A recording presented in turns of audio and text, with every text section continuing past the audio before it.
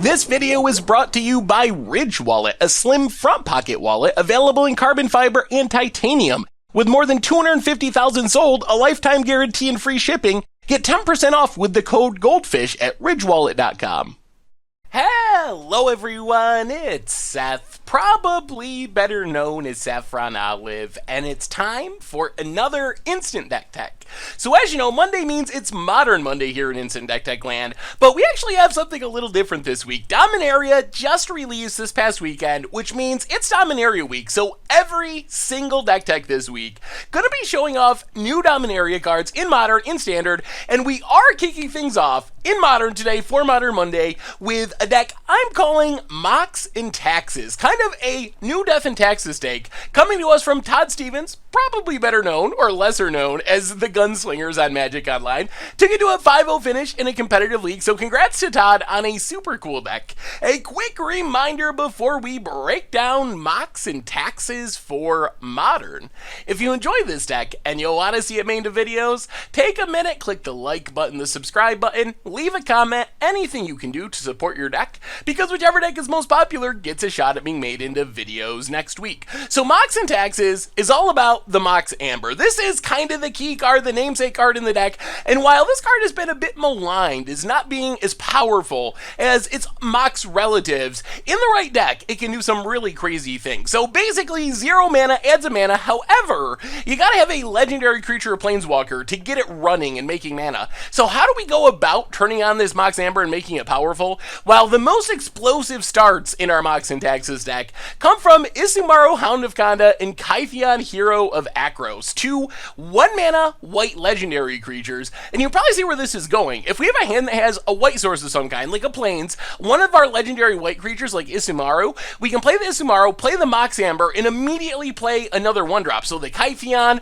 or even a Thraben Inspector, or other 1-drop, to increase our likelihood of having that double 1-drop on turn 1 start, which might not sound crazy in a format like Modern, but having two 2-powered creatures on the battlefield at the end of turn 1 is actually really powerful. So that's what our deck is kind of trying to do. Accelerate out these legendary white creatures really quickly, start beating down, and then spend the rest of the game kind of taxing our opponent.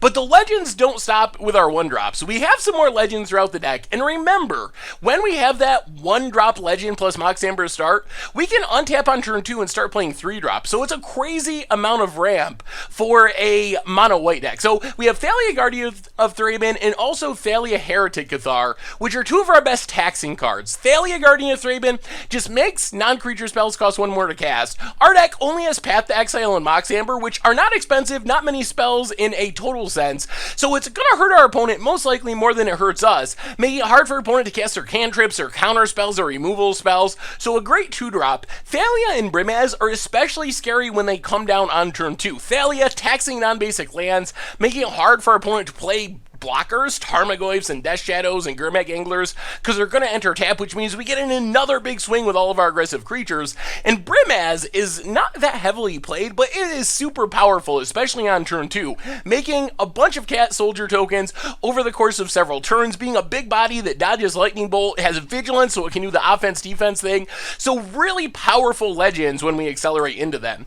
We also have kind of the normal taxes part of the deck. Leonin Arbiter plus Ghost Quarter, just strip mining our opponent out of the game, making sure that our opponent isn't able to recover from our fast starts. They can't just play a Wrath or accelerate into a big threat if we can destroy their lands and keep pressuring with our small creatures. Flicker Wisp just gives us some value, able to blink something like a Thraben Inspector to get another clue token or whatever. We also have a couple of very blinkable creatures. Blade Splicer, great with Flicker Wisp, makes a 3/3 Golem when it enters the battlefield. Of course, another one if we Flicker Wisp it. Just a very efficient rate on a 3-drop. Another great 3-drop to follow up with our 1-drop. Can you imagine Kytheon on turn 1? Turn 2, using our Mox mana, Blade Splicer, making that Golem token, then we flip Kytheon the next turn and have a Planeswalker. It gets really crazy. The other really sweet thing about this deck is since we're using Mox Amber like we normally would use an Ether Vial as our accelerant, we're not bound by mana costs. Normally you can't go up to 4 mana in your Ether Vial deck because you're never going to get to 4 3-4 on your Ether Vial, but in this deck, we can cast Hero Blade Hold, which is another super powerful card. A 3-4 for 4, battle cries to pump our team when it attacks, also makes 2 1-1 attacking soldiers, so it kind of hits for 7 damage all by itself, and the tokens stick around, and it's pumping the rest of our team, so another big advantage for going with Mox Amber over Ether Vial. As far as removal, Path to Exile, pretty simple and straightforward. Mana base, we already talked about the Ghost Quarters working with our Leonin Arbiter. We got a bunch more special lands, Sheffet Dunes to pump our team, Mutavault to go beatdowns, Horizon Canopy so we don't flood out, we can always just sack it to draw a card, a Jono Castle, kind of a way to protect our Thalias and whatnot from removal spells like Lightning Bolt, and then just some planes. As far as the sideboard, a bunch more removal. Oblivion Ring kind of hits anything, Dismember, Instant Speed, Blessed Alliance great against decks like Boggles and Infect, Sunlance, kind of the weird white Lightning Bolt, but it doesn't go to the face. We also have Fragmentize and Stony Silence for artifacts and even enchantments, Grafdigger's Cage, Rest in Peace for graveyards, Braided Forge Changer can help out against combo decks like Lightning Storm to the face, also protects our team from Pyroclasms, from Anger of the Gods, which would be very good against our deck, and then one Gideon, good in control matchups, a resilient threat that just keeps generating value, and that is Mox and Taxes for Modern, and that's our It's a Deck Tech for today. So thank you so much for watching, I hope you enjoyed the video, and I will talk to you soon. Thanks for watching the video. If you enjoyed it, help us out by clicking that like button down below. And to keep up on all the latest and greatest, click that subscribe button. And don't forget to hit that bell icon to get alerts whenever we have new videos. And if you want to, check out some of our other sweet videos here and here.